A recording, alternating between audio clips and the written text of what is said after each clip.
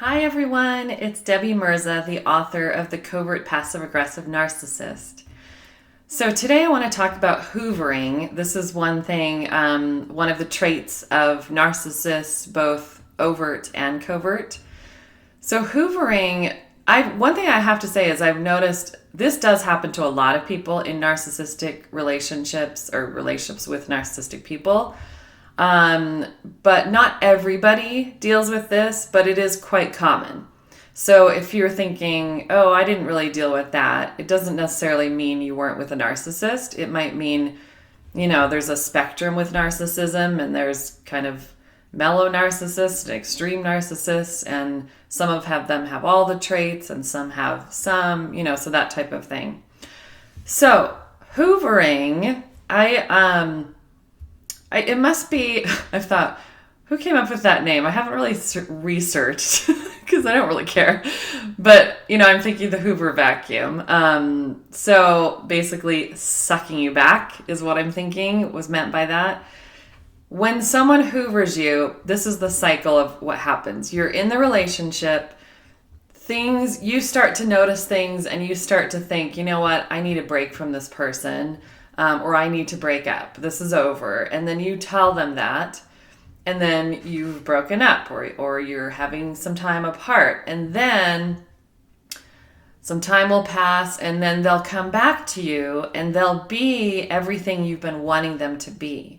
They'll say everything you've been wanting them to say. And in your mind, because of that love bombing period, you have this picture of this person as this great person that you fell in love with. And so, I talked to one woman that said whenever this would happen to her, she felt like, oh, this is the person. This is the person I fell in love with. This is the real person, not this person that's maybe going through a hard time, now they're back. And so she'd be wooed back in. And this person would say what felt so good to her, would appear to take responsibility for their actions and talk about, they can act really empathetic and I can see how this would really affect you and I'm so sorry and it's never going to happen again and, I was wrong about this and I apologize. Especially the coverts, they're more intelligent and they can fake the apology and they can fake the empathy and all that. So then you're so relieved and you're like, okay, we're back on track now. We're back together. And then the cycle starts again, and the cycle starts again. So you're together and things are good and you have hope. And then slowly over time, the devaluing and the demeaning creeps in.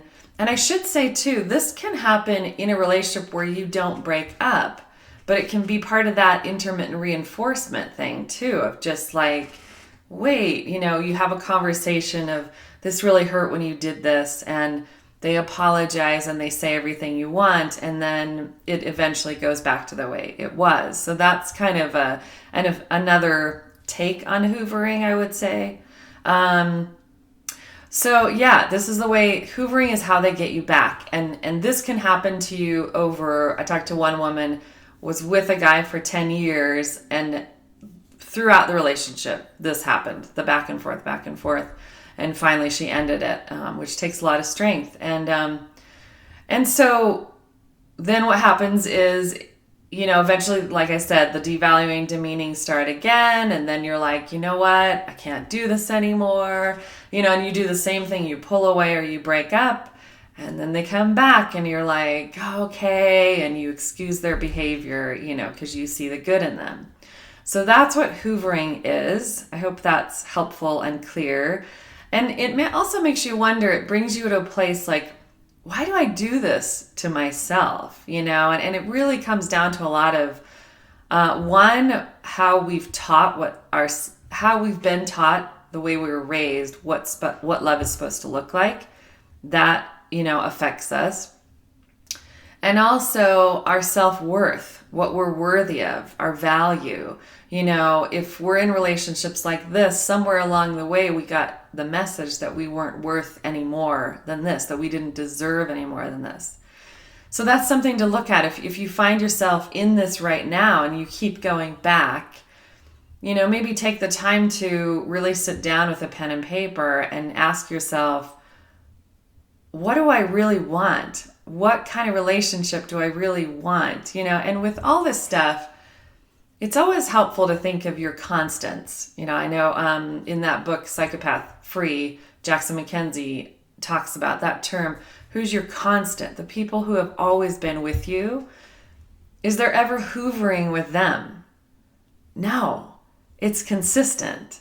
So really, that's a red flag if that's happening in your life anyway. This is not a healthy thing to experience from someone.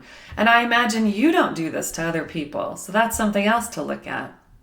So I hope that's helpful, and I hope you take really good care of yourself because you deserve it and you are worth it. And I will talk to you soon.